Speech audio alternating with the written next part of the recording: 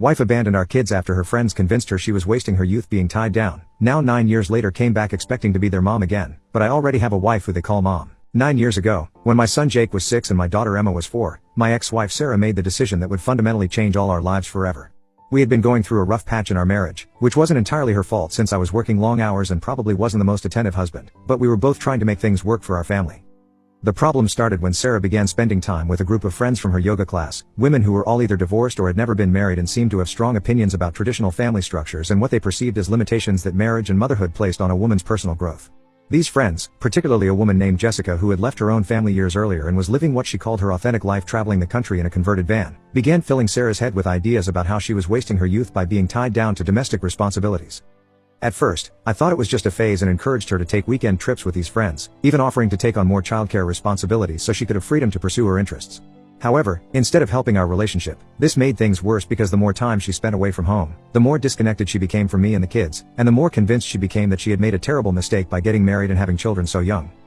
The breaking point came during what I thought was going to be a family vacation to the beach. Instead of enjoying our time together, Sarah spent most of the trip on the phone with Jessica and her friends, talking about how trapped she felt and how she needed to make major changes before it was too late.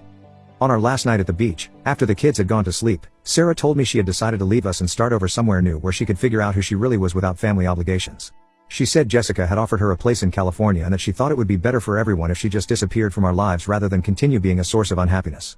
I was completely devastated and tried everything to convince her to stay: marriage counseling, individual therapy, temporary separation, even an open marriage, but her mind was made up and she viewed any attempt to change her decision as trying to control her and prevent her from living her authentic life. The hardest part was watching how confused and heartbroken Jake and Emma were when Sarah explained that she was going away for a while and would be staying with me, but she promised this didn't mean she loved them less and that she would come back to visit as soon as she got settled. Jake kept asking if he had done something wrong to make mommy want to leave, while Emma just cried and begged Sarah not to go.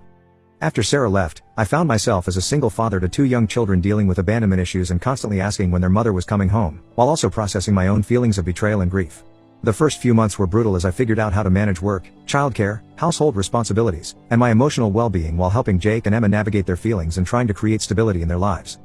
Sarah did call occasionally during the first year, usually late at night when she had been drinking and feeling guilty, but these conversations were confusing and painful for the kids because she would make promises about visiting that never materialized. Eventually, I changed our phone number and asked her to stop calling because the inconsistent contact was making things worse for Jake and Emma, who would get their hopes up and then be devastated when she disappeared again. About 3 years after Sarah left, I met my current wife Lisa at a school fundraiser where she was volunteering as Emma's teacher, and what started as friendship gradually developed into something deeper. Lisa was incredibly patient about the baggage I carried and the challenges of dating someone with children still dealing with trauma from their mother's abandonment. What impressed me most about Lisa was how naturally she connected with Jake and Emma, never trying to replace their mother